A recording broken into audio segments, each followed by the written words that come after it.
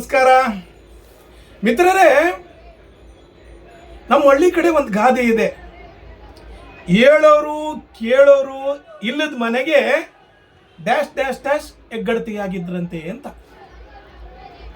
ಅಂದ್ರೆ ಹೇಳೋರು ಕೇಳೋರು ಇಲ್ಲ ಅಂದ್ರೆ ಯಾರು ಬೇಕಾದರೂ ನಾಯಕರಾಗಬಹುದು.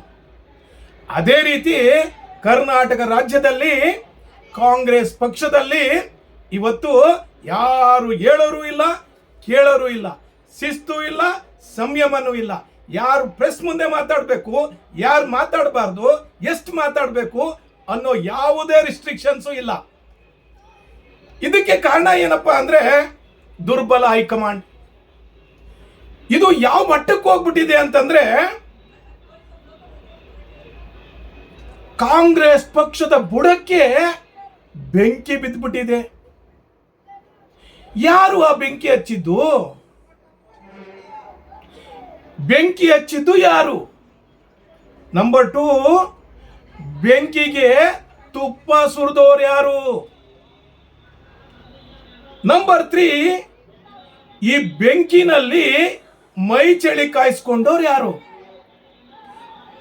ಈ ಬೆಂಕಿಯಿಂದ ಕಾಂಗ್ರೆಸ್ ಪಕ್ಷ ಏನಾಗುತ್ತೆ? ಉಳಿಯುತ್ತಾ ಪುಡಿ ಪುಡಿ ಆಗುತ್ತಾ? ಇದನ್ನ 1 by 1 ತಿಳಿಸ್ಲಿಕ್ಕೆ ಅಂತ ನಾನು ಬಂದಿದ್ದೇನೆ. ನಾನು Prajakeeya Srinivas Belur. Welcome to Prajakeeya YouTube channel. ಮಿತ್ರರೇ, ನೀವಿನ್ನು ನನ್ನ ಚಾನಲ್ಗೆ ಸಬ್ಸ್ಕ್ರೈಬ್ ಆಗಿಲ್ಲ ಅಂದ್ರೆ ದಯಮಾಡಿ ಸಬ್ಸ್ಕ್ರೈಬ್ ಆಗಿ ಹಾಗೂ ಈ ವಿಡಿಯೋವನ್ನು ಸಂಪೂರ್ಣವಾಗಿ ನೋಡಿ ನಿಮ್ಮ ಅಭಿಪ್ರಾಯ ಮತ್ತು ಅನಿಸಿಕೆಗಳನ್ನ ಕಾಮೆಂಟ್ಸ್ ಮಾಡಿ ತಿಳಿಸಿ. ನೇರವಾಗಿ ವಿಚಾರಕ್ಕೆ ಬರೋಣ. ಕರ್ನಾಟಕ ರಾಜ್ಯದಲ್ಲಿ ಕಾಂಗ್ರೆಸ್ ಪಕ್ಷ 2.25 ವರ್ಷದಿಂದಲೂ ಸಹಿತ ಅಧಿಕಾರದಲ್ಲಿದೆ. ಸಿಎಂ ಸಿದ್ದರಾಮಯ್ಯನವರು ಮುಖ್ಯಮಂತ್ರಿಯಾಗಿಯೂ ಡಿ.ಕೆ. ಶಿವಕುಮಾರ್ ಅವರು ಉಪಮುಖ್ಯಮಂತ್ರಿಯಾಗಿಯೂ ಅಧಿಕಾರವನ್ನು ಅನುಭವಿಸ್ತಾ ಇದ್ದಾರೆ. ಆದರೆ ಅವರ ಮಧ್ಯೆ ನಡೆದಂತಹ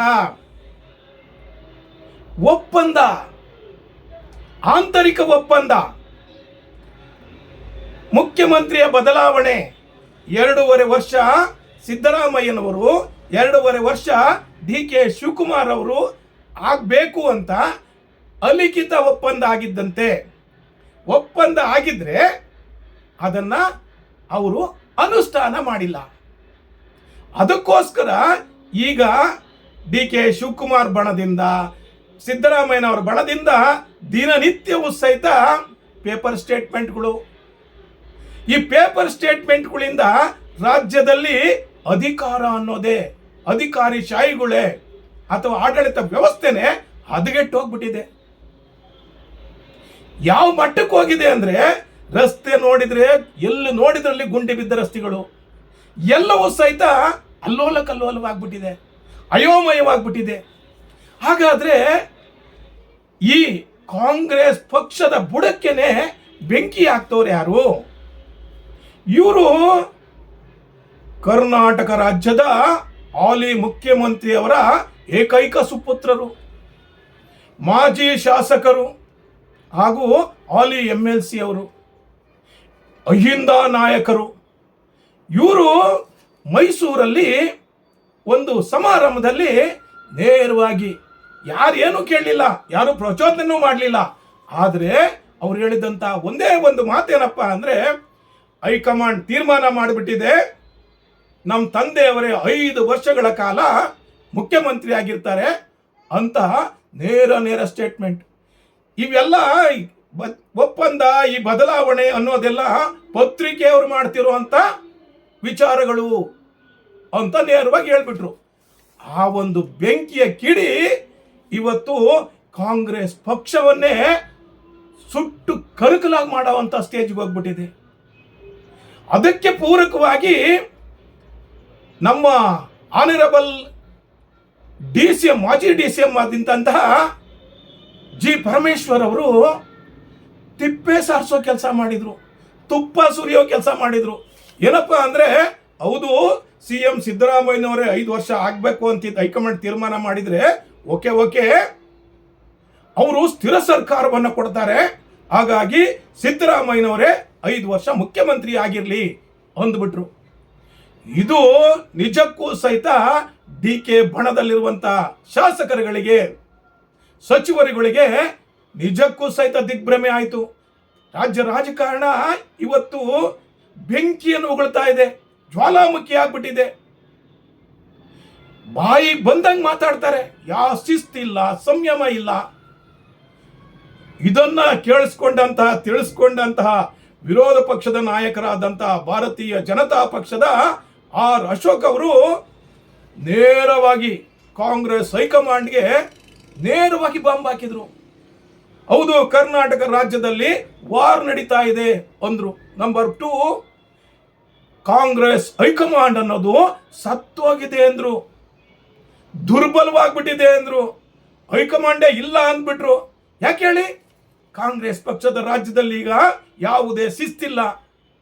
ಯಾರು ಏನ್ ಬೇಕಾದ್ರೂ ಪತ್ರಿಕೆಯರು ನೋಡಿದ್ರೆ ಅಥವಾ ವರದಿಗಾರರು ನೋಡಿದ್ರೆ ಸಾಕು, ಬಾಯಿಗೆ ಬಂದಿದ್ದನ್ನೇ ಮಾತಾಡ್ತಾರೆ. ಅದಕ್ಕೆ ವಕ್ತಾರರಾಗಿರ್ಬೇಕು, ಪಕ್ಷದಿಂದ ಏನಾದ್ರೂ ಆಗಿರ್ಬೇಕು, ಅದ್ಯಾವುದೂ ಇಲ್ಲ. ಯಾರು ಬೇಕಾದ್ರೂ ಏನ್ ಬೇಕಾದ್ರೂ ಮಾತಾಡಬಹುದು. ಸ್ನೇಹಿತರೆ, ಅಶೋಕ್ ಅವರ ಮಾತನ್ನ, ಪರಮೇಶ್ವರ್ ಅವರ ಮಾತನ್ನ ಹಾಗೂ ಡಾಕ್ಟರ್ ಯತೀಂದ್ರ ಅವರ ಮಾತನ್ನ ಕೇಳಿ CM ಸಿದ್ದರಾಮಯ್ಯನವರು ಆರಾಮಾಗಿ ಮುಖ್ಯಮಂತ್ರಿಯಾಗಿದ್ದಾರೆ. ಯಾವುದೇ ರೆಸ್ಪಾನ್ಸ್ ಇಲ್ಲ, ಮೌನಕ್ಕೆ ಶರಣಾಗ್ಬಿಟ್ಟಿದ್ದಾರೆ. ಅದರ ಅರ್ಥ ಏನು? ಈ ಒಂದು ಕಾಂಗ್ರೆಸ್ ಬುಡಕ್ಕೆ ಬೆಂಕಿ ಹಚ್ಚಿ ತಮ್ಮ ಮಗನ ಮೂಲಕ ಇವರು ಸೈಲೆಂಟ್ ಆಗಿದ್ದಾರೆ ಅಂತ. ಮತ್ತೆ ಏನದ್ರ ಅರ್ಥ? ಇದನ್ನ ಮನಗಂಡಂತಹ DK ಶಿವಕುಮಾರ್ ಅವರು, ಇವರು ಪಕ್ಷ ನಿಷ್ಠೆಗೆ, ಸ್ವಾಮಿ ನಿಷ್ಠೆಗೆ ಹಾಗೂ ಜೈಲಿಗೆ ಹೋಗಿ ಬಂದಂಥವ್ರು.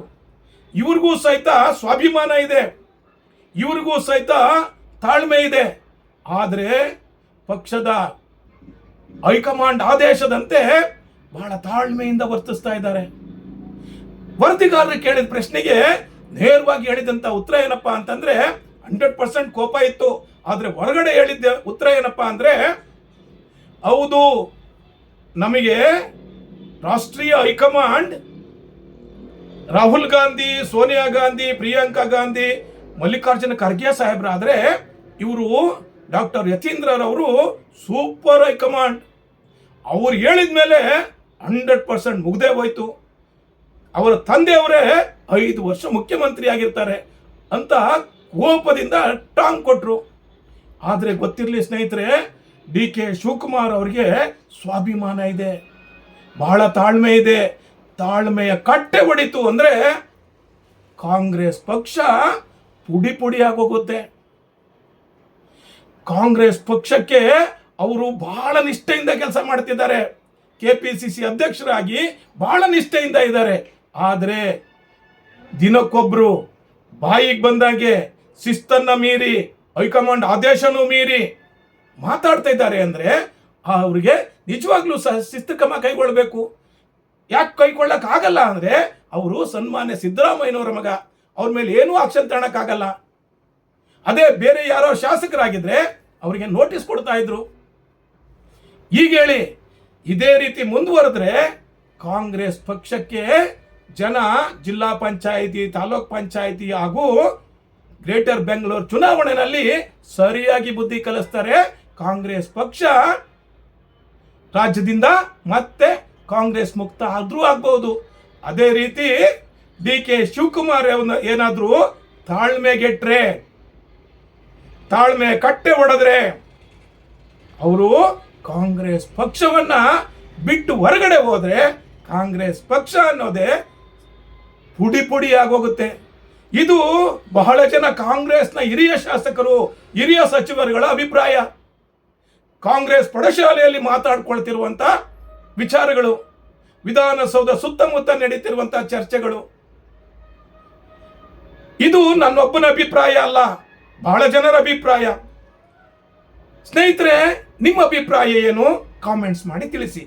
ನನ್ನ ಈ ವಿಡಿಯೋ ನೋಡಿದ್ದಕ್ಕೆ ನಿಮಗೆಲ್ಲರಿಗೂ ಶರಣಾರ್ಥಿ. ದಯಮಾಡಿ ನನ್ನ ಯೂಟ್ಯೂಬ್ ಚಾನೆಲ್ಗೆ ಸಬ್ಸ್ಕ್ರೈಬ್ ಆಗಿ. ನಾಳೆ ನಿಮ್ಮನ್ನ ಮತ್ತೆ 6 ಗಂಟೆಗೆ ಭೇಟಿ ಮಾಡೋಣ. Thank you very much.